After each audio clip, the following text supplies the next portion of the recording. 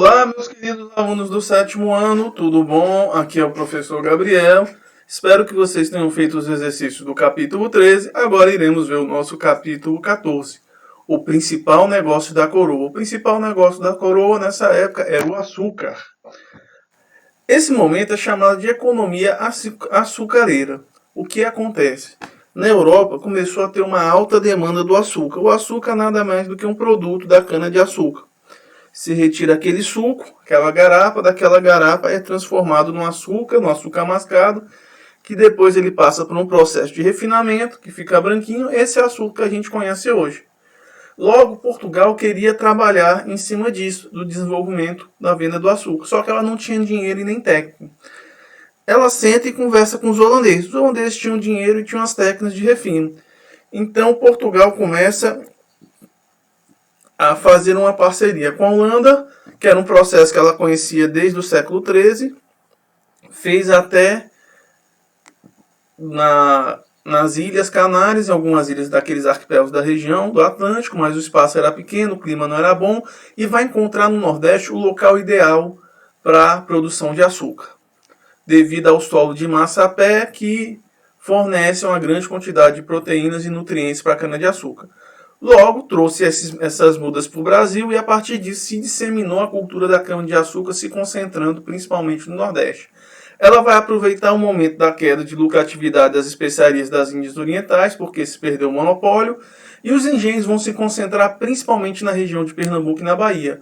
Um engenho era uma unidade produtiva onde tinha para o processamento da cana, composto por terra, lavoura, a moenda, onde a cana era moída, a casa grande, onde morava o senhor de engenho, a senzala, onde ficavam os escravos, e a capela, onde se rezava a missa. O Nordeste era muito bom, que o clima e a terra eram favoráveis, e lá vai ter o desenvolvimento dessa cultura canavieira também em algumas colônias africanas. Vai se usar muito o trabalho escravo e vai se estimular bastante o tráfico negreiro. Por quê?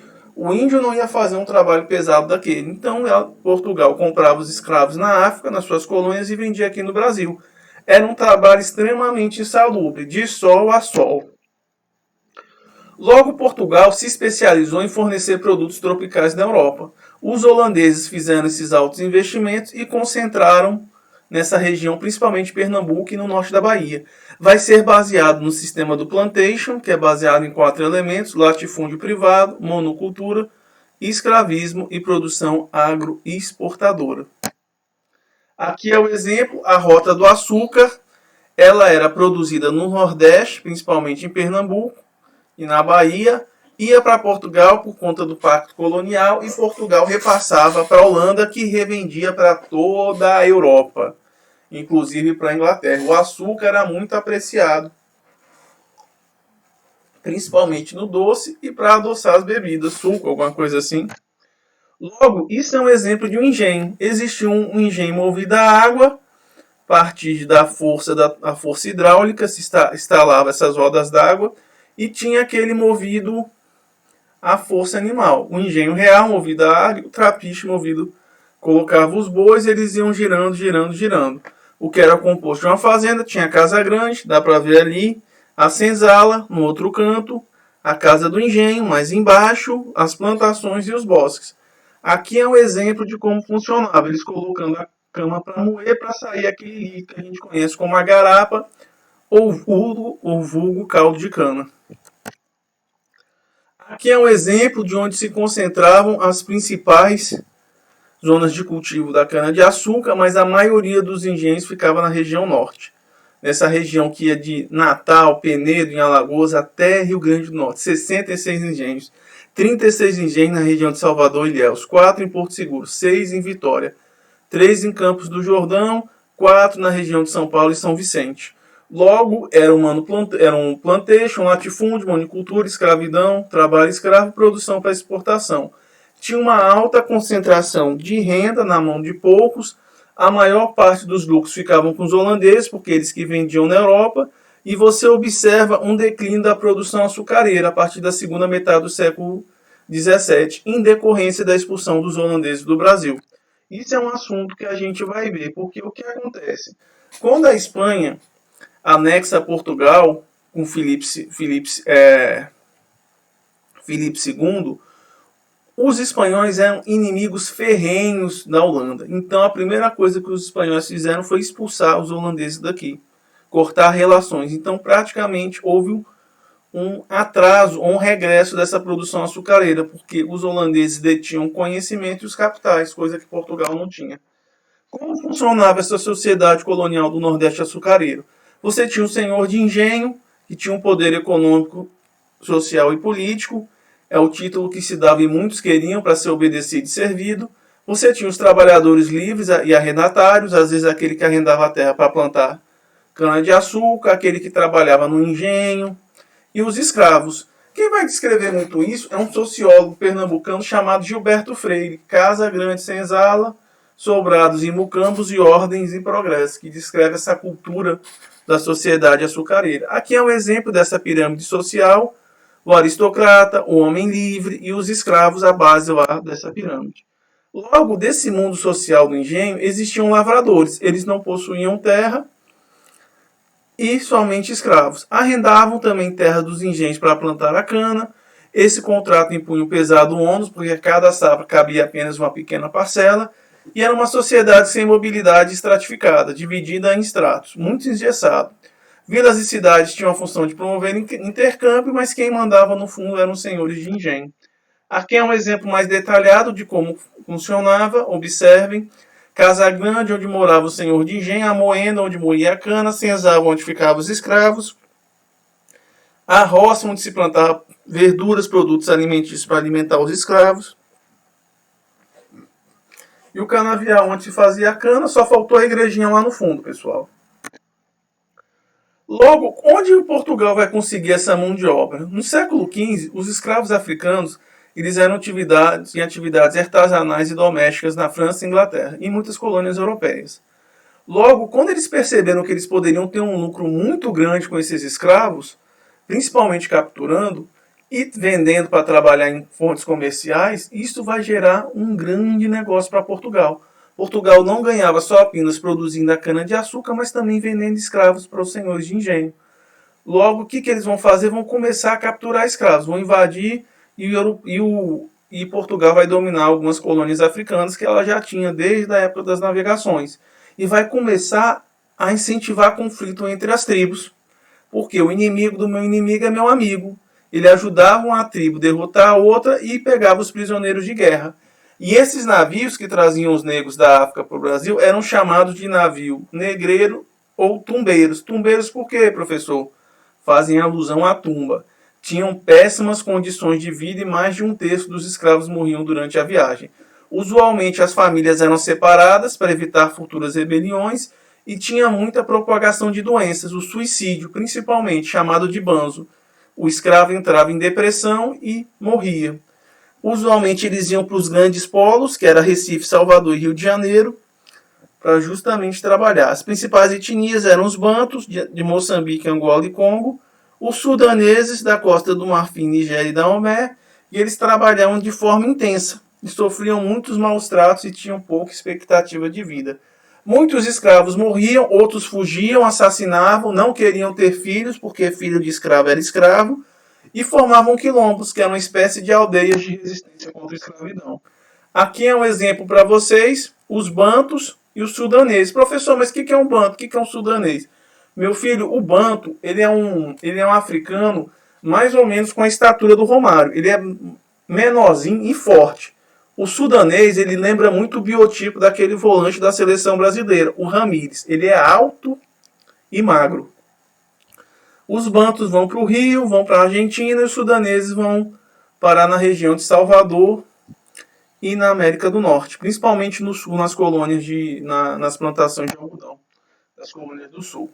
Devemos lembrar que durante o período colonial a escravidão indígena coexistiu com a escravidão negra, principalmente nas áreas mais pobres da colônia, como São Paulo, a capitania de São Vicente. A coroa portuguesa proibiu a escravidão em 1570, nós vimos, a não ser em caso de guerra justa. Guerra justa é o seguinte: como uma tribo ia contra a outra. Os frades sempre procuraram proteger os indígenas, em especial os jesuítas, que faziam missões e aldeamentos, mas ao mesmo tempo destruíam as suas culturas, colocando a fé cristã. A Igreja Católica, infelizmente, nunca se ergueu em defesa do negro africano, que deveria pagar com a escravidão pelo seu paganismo. Isso é uma dessas questões da Igreja Católica. Quem descreve muito bem essa questão da escravidão vai ser Castro Alves nos poemas dele.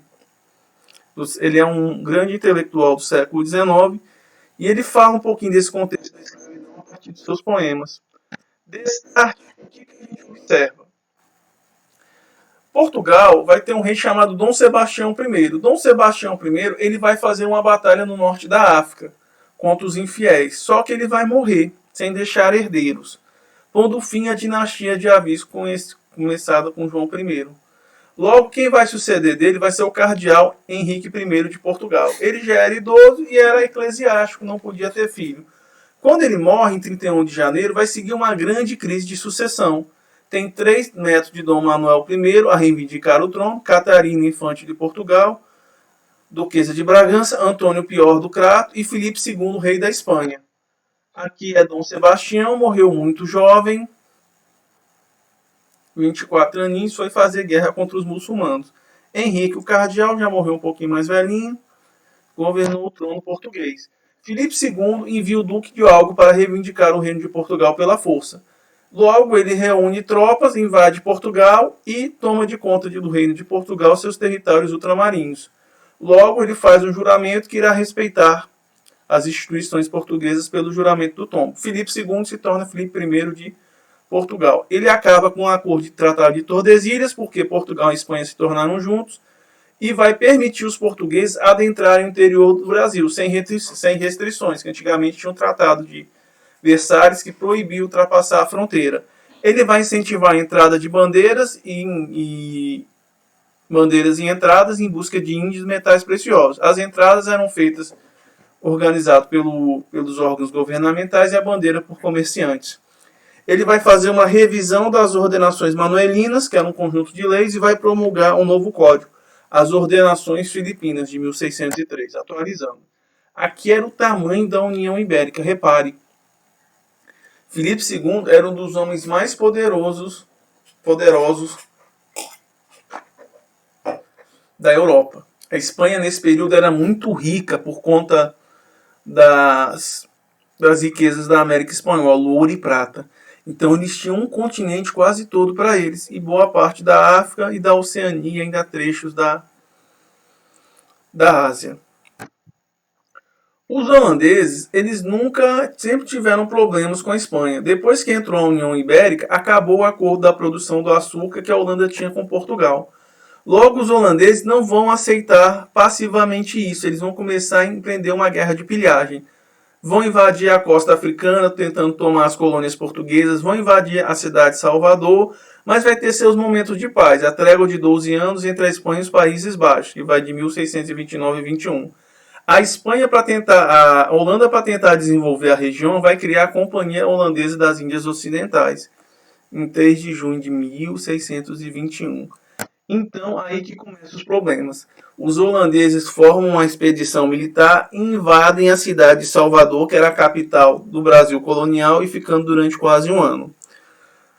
Logo a posteriori, vai ter uma resistência formada por Matias Albuquerque e o bispo Marcos Teixeira. Eles vão conseguir expulsar posteriormente os holandeses de lá. Também eles vão sofrer assédio dos franceses, que vão fundar uma colônia em São Luís, no Maranhão, em homenagem ao rei São Luís, que vai se chamar França Equinocial. Também vão fundar em Portugal a fundação do Estado do Maranhão e do Grão-Pará, para aumentar a segurança administrativa, a fundação da Vila de São Luís, vão construir o Forte Santa Maria de Belém, vão fazer excursões pelo Rio Amazonas por aventureiros, vão instalar missões religiosas e vão se dedicar à extração de drogas do sertão, como cacau, cravo, canela de ema, guaraná, castanha do Pará, baunilha e salsa-parrilha. Em 1649, a Companhia do Brasil, que foi criada, ela tinha um monopólio sobre o vinho, farinha, azeite de oliva e bacalhau, e era composto por 36 navios. Era por finalidade estimular, incentivar o comércio no Brasil. Logo é a França Equinocial, que vai funcionar de 1612 a 1615.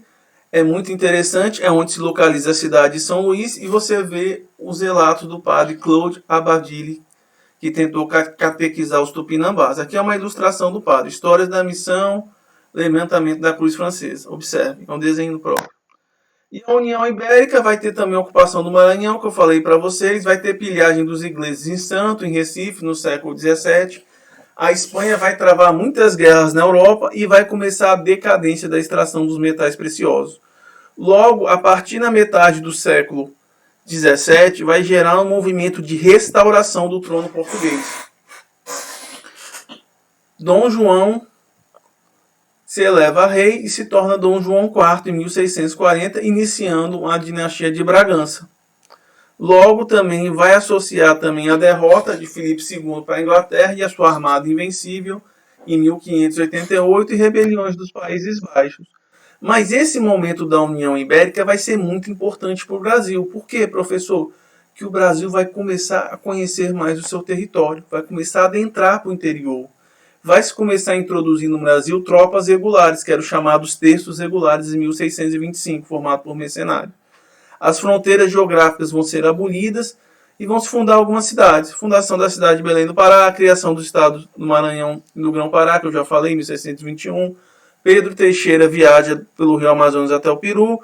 Os portugueses começam a organizar expedições para o interior do Brasil em busca de metais preciosos e mão de obra, que eu falei para vocês, que era chamada de entradas ou bandeiras, e tudo isso vai contribuir para a expansão desse território nacional. Outra coisa que vai se fazer, a coroa portuguesa vai proibir se criar gado no litoral. Logo vai se começar um movimento de fazendas de gado no interior do Vale dos Rios, principalmente São Francisco, Paraíba e Parnaíbas no século XVII. Logo isso vai gerar uma série de conflitos com os selvagens e os nativos valentes, que o lugar era de floresta fechada, e logo essas fazendas vão começar a ocupar toda essa região no Vale dos Rios. Inclusive aqui no Piauí eles vão chegar no final do século XVII. Domingo Afonso Mafrens e Domingo Jorge Velho. Vão fornecer carne para as populações litorâneas e vão ocupar o interior do território, impedindo a dominação de potências estrangeiras. Isso vai forçar uma melhor busca por ouro e principalmente vai contribuir para aprisionar índios como mão de obra. E também para a coleta de drogas do sertão. Cacau, castanha do Pará, guaraná, pau-cravo e urucum, que usa para pintar. Aqui é um exemplo do desenvolvimento dessas fazendas de gado. Observem, elas sempre vão versar o litoral dos rios, a margem dos rios. Vem para o litoral e vai se interiorizando. Observe o Rio São Francisco. Ele nasce em Minas e desemboca lá entre Sergipe. Entre Sergipe. Observem. Rio Parnaíba também, observe as fazendas. Olhos, mas também outros rios da região. Então, é interessantíssimo. Aqui o Piauí mesmo, essa região sul e sudeste, vai ser basicamente só fazenda de gado. Que o dono era Domingo Afonso Mafrens ou Sertão. Que com a consciência tão pesada vai deixar tudo para os jesuítas em 1711 ou 10. Mas isso é um exemplo da interiorização do Brasil, porque agora acabou as fronteiras do Tratado de Tordesilhas e eles puderam adentrar o que eles conseguiam entrar para dentro do Brasil, até 1640. Então, pessoal, vimos como o açúcar ajudou a desenvolver o Brasil e a sua importância. Qualquer dúvida, entre em contato e um abração do professor Gabriel, pessoal. Tchau!